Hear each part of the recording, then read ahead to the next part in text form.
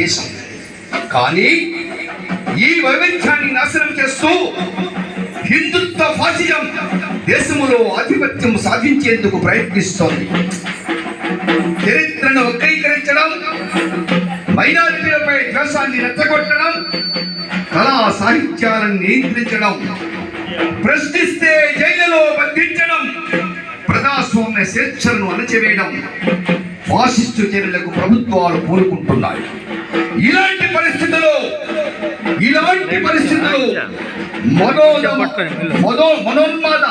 మతోన్మాద దాష్టికాన్ని ప్రశ్నిస్తూ ఆలపిస్తుంది comrade Arunodaya కళాకారిణి comrade Krishnaveni గుర్తుల నుంచి ఆ ఆలాపన ఒక్కసారి విందాం.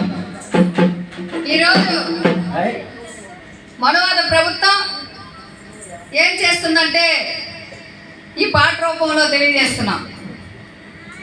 అరే జనమునెత్తున నిప్పులు పోసిన పాలన చూడన్నా, మోడీ పాలన చూడన్నా.